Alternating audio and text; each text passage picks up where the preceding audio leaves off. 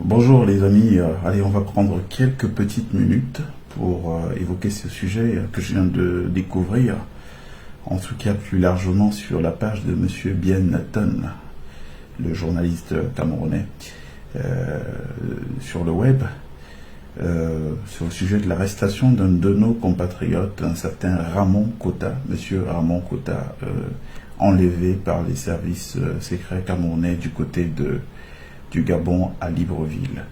Alors, juste cette prise de parole rapide, déjà pour condamner sans réserve cet acte ignoble, dont malheureusement s'est spécialisé ces services camerounais, incapables de foutre la paix, de maintenir la paix, la stabilité dans notre pays, de répondre aux agressions extérieures dont le Cameroun est victime depuis un certain nombre de temps, mais ne sachant déployer leurs ailes que quand il s'agit de s'acharner sur des pauvres Camerounais qui ont pour crime majeur de se battre pour la libération de notre pays, des forces du mal qui l'ont prise en otage depuis pratiquement 4 décennies aujourd'hui. Alors, je ne connaissais pas ce monsieur Ramon Kota, je n'avais même jamais entendu parler de lui, c'est la première fois que j'entends son nom aujourd'hui, et vraiment je m'en fiche de savoir si je le connaissais ou pas. L'important c'est qu'aujourd'hui on a un citoyen camerounais dont la vie est en danger. Et pourquoi la vie est en danger? Parce que cette méthode qui consiste à faire de la collaboration illégale entre États, parce qu'on va revenir sur le cas du Gabon tout à l'heure, qui est aussi une déception. Oligui Nguema, le général, il avait suscité beaucoup d'espoir en faisant son coup de force. Et c'est d'ailleurs aujourd'hui un paradoxe, quelqu'un comme lui qui s'est mobilisé avec d'autres personnalités de la société gabonaise pour mettre fin à un régime qui s'était illustré de manière négative auprès des Gabonais, que ce soit quelqu'un comme lui, qui était perçu, en tout cas par l'opinion africaine, comme un chantre des libertés, un chantre du progrès, que ce soit par son truchement, avec sa bénédiction, qu'on enlève un citoyen camerounais dont le seul crime c'est de dire, et c'est son droit constitutionnel, de dire qu'il n'est pas d'accord, parce que personne ne peut être d'accord avec la manière dont notre pays est géré au jour d'aujourd'hui. Alors, ce que je voulais dire, c'est qu'on ne va pas se contenter de dire « nous ne sommes pas d'accord », parce que ça, beaucoup de gens de Camerounais le disent depuis de nombreuses années, ça n'a pas fait reculer ces gens-là, ils ont poursuivi ces actes de barbarie. Guirandi Bara, on s'en souvient, qu'est-ce qu'il est devenu? Égorgé quelque part sur l'axe lourd Douala-Yaoundé, suite à une opération de la DGAE, donc les services secrets camerounais, il y a quelques années, qui a rendu compte à sa famille. Mais tout ça, on remettra ça sur la table au moment venu, lors de la commission Vérité et Réconciliation. Tous les gens qui ont été mêlés à cette opération, je pense au commissaire James Elon Lebey des services secrets camerounais, qui était directeur des opérations, donc qui avait en charge cette opération d'enlèvement et d'exécution de ce Camerounais. Tous ces gens-là, ils vont répondre de leurs actes le moment venu. Et donc, les services secrets camerounais qui sont illustrés par toutes sortes de barbaries. Comment le général Oligui Nguema peut accepter de livrer à l'État du Cameroun, au service secret camerounais, un citoyen camerounais, sachant la triste réputation qu'a notre pays aujourd'hui?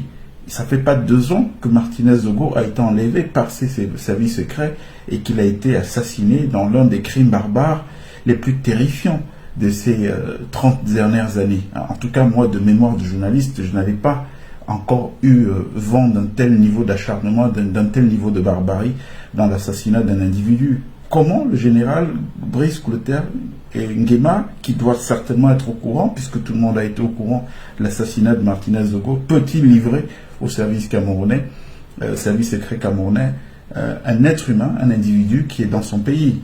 S'il n'en voulait plus, si cette personne-là, M. Ramon Kota, était indésirable au Gabon, on n'avait qu'à lui signifier qu'on n'a plus besoin de lui, il aurait cherché une autre terre d'exil. C'est illégal ce qui s'est passé, parce qu'il n'y a pas d'arrangement de ce type-là, justice expéditive, d'arrangement, on prend un citoyen, c'est un enlèvement qui a eu lieu, et nous tiendrons pour responsables, en plus des autorités camerounaises, de tout ce qui peut arriver à ce brave Camerounais qui s'est battu donc pour que cette gabégie dont nous souffrons tous s'arrête. Eh bien, nous tiendrons responsable, en plus du gouvernement camerounais, le gouvernement gabonais qui a prêté le flanc à cela. S'il était établi que ce monsieur est menacé pour ses idées politiques, qui dit qu'il assumait publiquement, eh bien, il n'y avait pas de raison que le Gabon le livre. Le Gabon aurait pu, au pire, dû lui demander de quitter son territoire et il serait allé vers un autre ailleurs, mais pas participer à une opération illégale comme celle-là.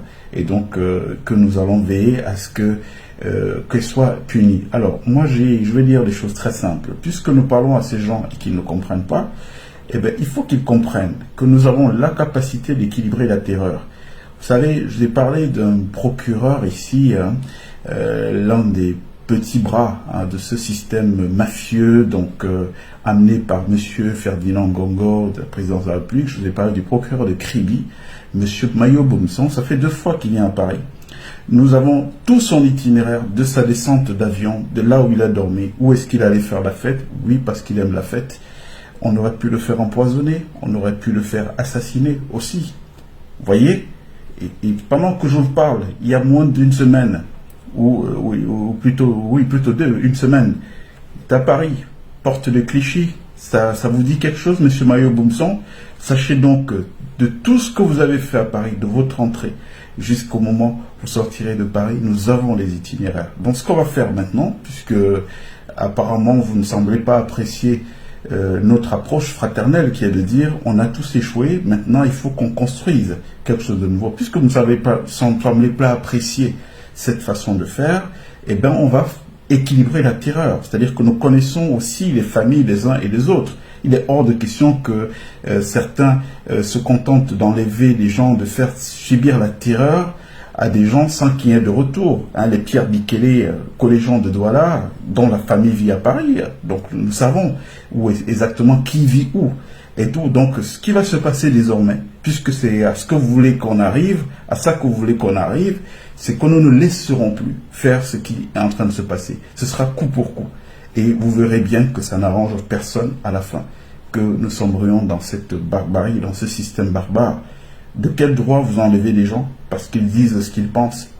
Monsieur Franklin Yancy a été rescapé d'un plan pareil, monté dernièrement. Heureusement qu'il était dans un pays civilisé, la Grande-Bretagne. Il se serait retrouvé amené vers l'Afrique. Mais où vous pensez, qui êtes-vous pour décider d'arrêter les gens? Vous arrêtez les gens pour qui? Pour toutes ces petites frappes? Ces gens sans honneur, sans dignité, ces gens sans niveau qu'on nous a imposés en Afrique pour satisfaire un agenda et qui se prennent pour les plus beaux. Le président Biya, il viendra à Paris. Ça, nous le savons aussi. Nous avons les informations sur tout ce qui se passe. Il viendra à Paris. Qu'on lui fasse aussi la misère. Qui êtes-vous pour décider d'enlever des gens et tout? Quelle gendarmerie, quelle police? Les Bialo, vous êtes des gens si forts? Un type, quand je pense à un type comme Bialo, dans toutes les sales petites magouilles, qui s'est fait fouetter devant femmes et enfants par des braqueurs, il n'était même pas capable de réagir. La seule force qu'il trouve, c'est de vouloir de réagir face à des pauvres types qui n'ont pas de défense. Fort avec les faibles, faible avec les forts. Non, je pense que vous avez poussé le bouchon un peu loin là. Il faut que ça s'arrête. Et ça ne va pas s'arrêter juste avec de simples paroles. Je viens de vous dire, Mayo Boumson, procureur de Kribi, il ne savait pas. S'il n'y avait pas eu cette histoire de Ramon Kota, qu'on m'a ramené aujourd'hui, il n'aurait jamais su. Que tout ce qu'il fait quand il vient au suivi, d'accord, et il n'est pas le seul. Nous avons la capacité aussi d'être nuisibles, d'utiliser les mêmes méthodes que vous, parce que vous n'êtes pas peu brillants que nous. Donc vous allez arrêter cette histoire-là, vous enlevez des gens. Ça obéit à quelle loi? Il a fait quoi, ce monsieur? Il dit qu'il faut que ce système s'arrête. Qu'est-ce qu'il y a de faux? Organiser un référendum, poser la question aux Camerounais. Vous allez voir s'il y a un seul Camerounais qui est pour que ce système continue. À part tous ces petits sans niveau qu'on nous a imposés à la tête de ce pays depuis 42 ans. Et moi, quand je parle, je ne dédouane personne, parce que le président Biya est le principal responsable de toute cette forfaiture que nous vivons là-bas. C'est lui qui se cache derrière des gens qui instrumentalisent et qui se fait passer lui pour le saint pendant que d'autres sont montrés du doigt. Non, lui il est bon, ce sont ses collaborateurs qui sont mauvais. Ça va s'arrêter ce que je suis en train de vous dire là et on verra bien. Voilà, c'est ce que je voulais dire très très rapidement là entre deux rendez-vous et tout. Donc soutien total à notre frère, Monsieur Ramon Kota, que je n'ai pas eu l'honneur de connaître auparavant. Soutien total, tenez bon. De toute façon, il ne vous arrivera rien, puisque maintenant, on a dit, vous touchez aux cheveux d'un Camerounais, on riposte dans vos familles, avec vos familles qui sont disséminées par le monde. Vous allez devoir rapatrier tout ce que vous avez partout dans le monde pour continuer à faire ce que vous faites là. Mais si vous avez vos enfants, si vous avez vos familles qui vivent à l'étranger, continuez à toucher aux familles des autres Camerounais et vous verrez des ripostes très rapidement. Voilà, merci bien les amis. Il fera beau au Cameroun bientôt. Au revoir, à bientôt.